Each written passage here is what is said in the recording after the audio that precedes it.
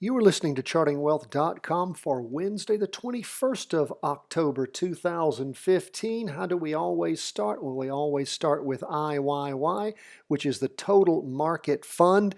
It tracks the entire stock market, everything that's going on. And what do we see? Well, as we look at this, those who are listening on audio, I'll explain it. Those who are watching our video and have signed up for it to receive it free every day at chartingwealth.com, you can see what I'm talking about.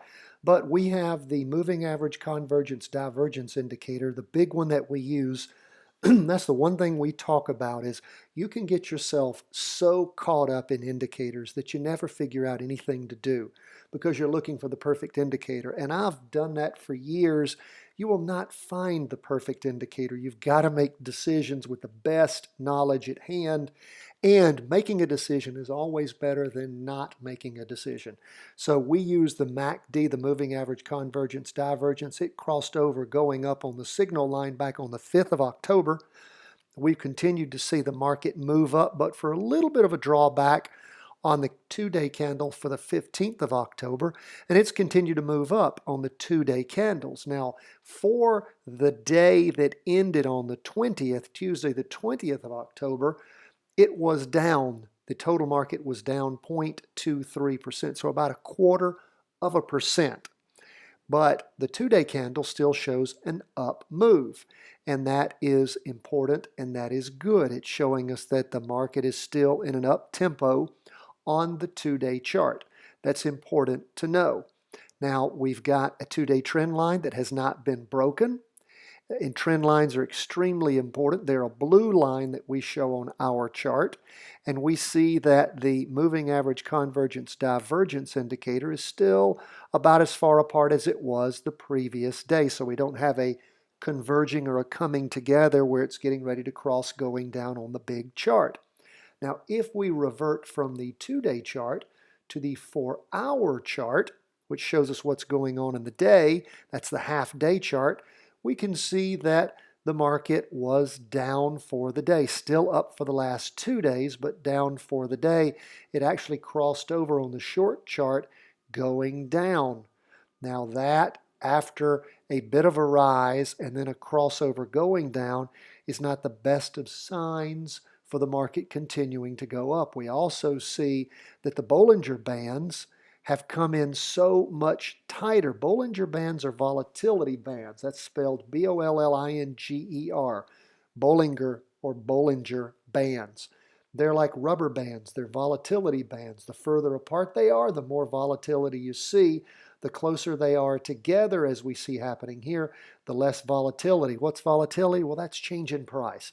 When you've got drastic swings in price, the Bollinger Bands can be very far apart. But where the volatility slows, the Bollinger Bands get closer together. That's what we see happening, and that typically means that your price fluctuations are going to be lower, and it also means that you could be topping out here. And what we see with an immediate crossover, didn't have much. We had it crossover moving up on the 16th, moved up on Monday, and then now looks like it's trying to cross over going down. We're still above the 2-day trend line, but we do have a down movement throughout the course of Tuesday the 20th. So we want to pay a lot of attention to that. Now that's in the total market. Next, we're going to go to the S&P 500 as shown to us by SPY, which is another exchange-traded fund that parallels and tracks the movement of the S&P 500, that entire index, that entire basket of 500 stocks. What's going on there? Well, it typically, because the broad market and the S&P 500, the S&P 500 is a large amount of volume, so it's typically similar in some ways to the broad market, but not exactly the same. We do see that it crossed over going up as the broad market did around the 5th of October and has continued to rocket up. We do see a bit of a drawback on the candle for the 15th of October, and then movement up. We've got a 2-day trend line. We're still above that. We've seen over the last 2 days on the candle that the market has been going up. It is technically for the day 0.13% down, so it's about half of what the total market was down for the day. Now, when we revert from this uptrend on the big chart to the smaller 4-hour chart, we see that it too crossed over going down. That is that the blue line, which represents the MACD on the indicator, crossed over the red signal line, which is an exponential moving average 8-period line.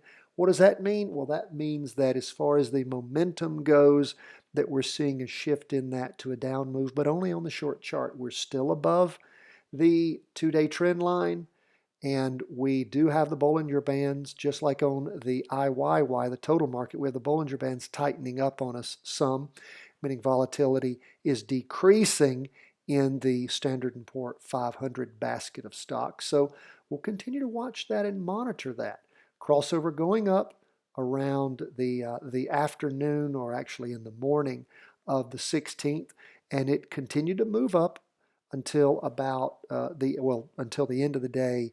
Well, actually in the morning it actually moved up some on Tuesday the 20th in the SPY, the S&P 500, and then some down movement in the afternoon, and as I said, slightly down for the day.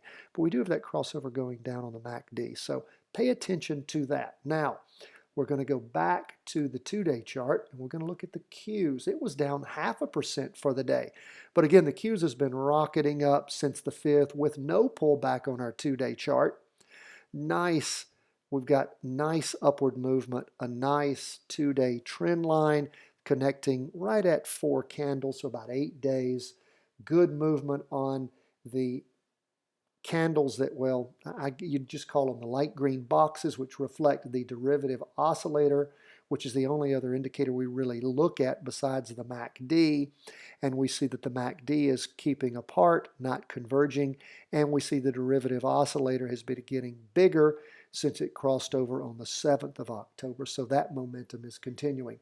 If we drop back to the 4-hour chart on the Qs, we do see that it's not crossed over going down yet, although it was a down day, almost double what it was on the total market down day on the QQQ, which is, of course, the NASDAQ 100. So pay close attention to that. It's not crossed over going down yet on the short chart.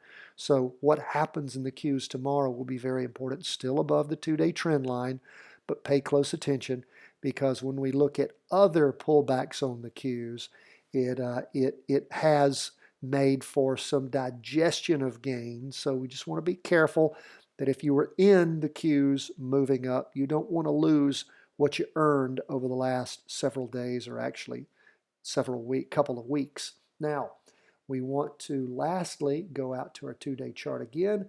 We want to check out gold. What is gold doing? Well, we can see on the big chart, 2-day chart, gold crossed over going up back on the 17th, right at the end of the 15th of September, and has had a little bit of down around the 29th and the 1st, 29th of September, 1st of October, then pulled back up. We do see that gold over the last 4 days has been losing some momentum. It has had 2 down candles, 2 down 2-day candles, although the MACD has not crossed over going down yet. But as we say every day, our big chart to watch is the 4-hour chart. What's it done? Well, we talked about this when it crossed over going down a couple of days ago on the 19th.